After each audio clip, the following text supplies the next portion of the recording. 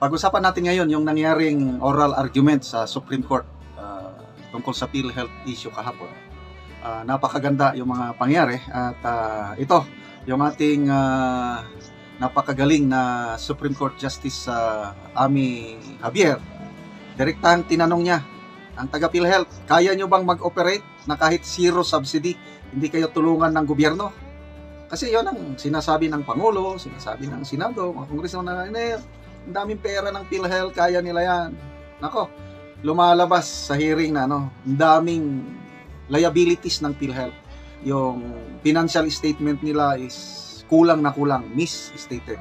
Kaya yun yung question mark. Kaya ba nilang tustusan ang pangangailangan ng mga membro ng PhilHealth kahit zero subsidy?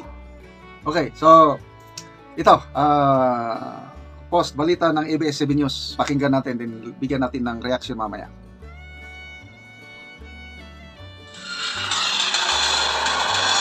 Karen, lumabas kanina sa Commission on Audit Report na ipinalabas dito sa oral argument na may mga transaksyon pa rin itong PhilHealth na hindi na i-record o na i-report noong mga nakaraang taon.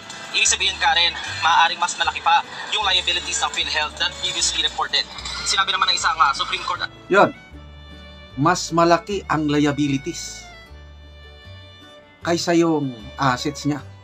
Okay, nung second oral argument, mga nasa 816 billion ang anong tawag doon? Negative equity or deficit. Wala. Yung sinasabi nila na okay ang PhilHealth, hindi.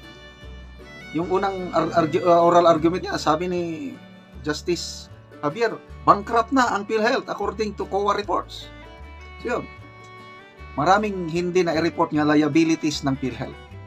Court Associate Justice na panahon na rin para himukin ng PhilHealth si Pangulong Ferdinand Marcos Jr. para ibalik o ipag-utos yung pagbabalik ng 60 billion pesos na nairemit na sa National Treasury.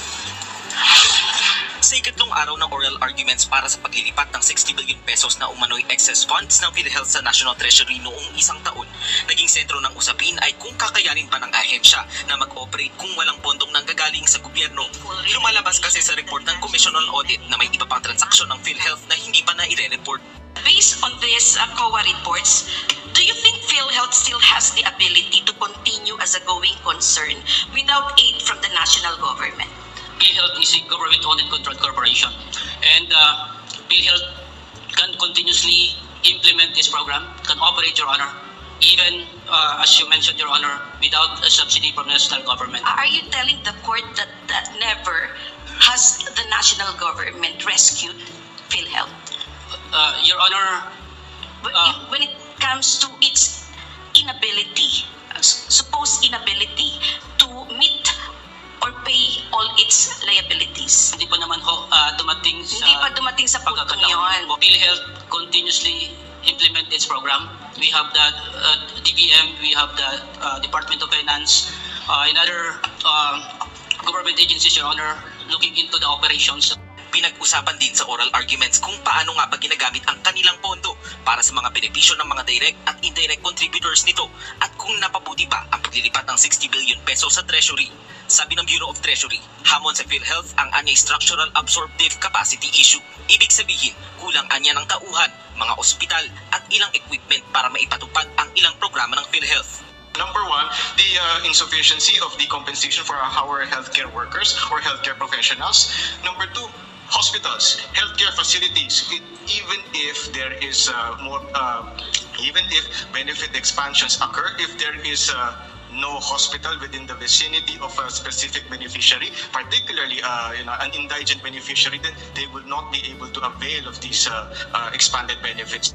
Sabi naman ni Supreme Court Associate Justice Antonio Co. Jr., hindi kasalanan ng PhilHealth kung hindi nagamit ang pondo na ito at hindi maiintindihan ng taong bayan ang issue ng absorptive capacity. Kaya suhestyon niya, ibalik na lang ang 60 billion pesos na nairemit sa National Treasury.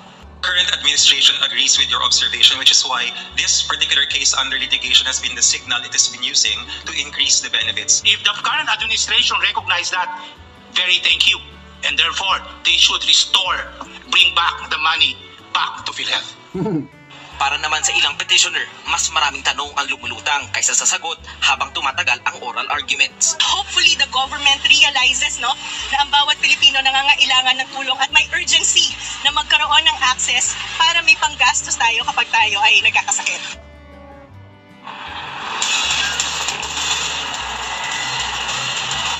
Karen, halos kakatapos nga lang ng oral argument dito sa Supreme Court at magre-resume ito para sa ika-4 na araw sa April 29.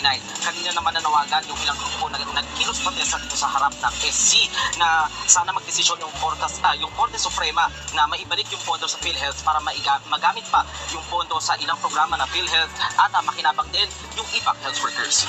Yan muna ang pinakakuning balita dito. Balik sa'yo, Karen. Okay, so hintayin natin yung ika-4 na oral arguments, April 29. I don't know kung may susunod pa yan. Hopefully na may hatol na ang Korte Suprema. At granting na ang hatol ng Korte is ibalik ang 60 billion. Ang tanong, may pera pa ba? Saan nila kukunin yung pera, 60 billion? Lalo na yung isa pang kaso, yung constitutionality ng 2025 budget. Nako, sasakit ang ulo ng administrasyon ito kung ano. So pasalamat tayo sa mga mahistrado ng Korte Suprema. Okay. Mga kaibigan, salamat sa palagi niyong panunood sa ating channel.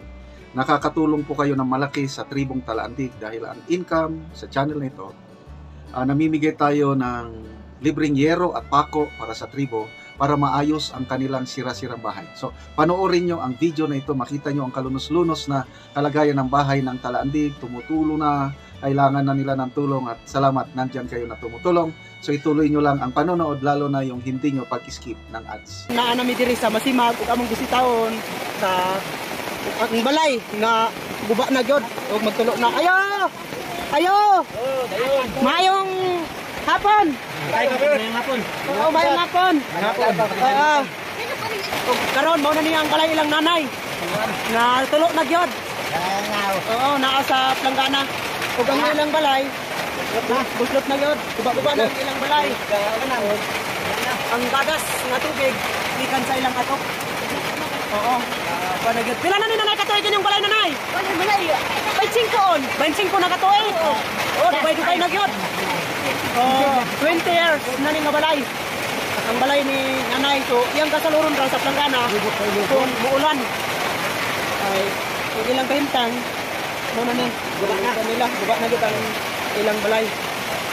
So magtulo na gyud og kanang mag-ulan tungod kay ang ilang hero kabok na. Kabok na gyud ang ilang balay. Nanay, nakita naman gyud ang inyong balay nga kuan na kanang gabok na gyud ang inyong ato. Tulo na gyud kanang kuan kanang matagaan na mo og gero, manguha na mo og kahoy. Kahoy mag-ready na mo. Oh, kay matagaan na mo og gero, kana na may stock lansang papok linsen kay hatag sa inyo ha. Oo. Mataginoo kay ano na sa dito. Oo, matagaan na mo og gero. Matagaan na mo kuan. Oo. Ay, right. Oo. Sige na, nay, salamat.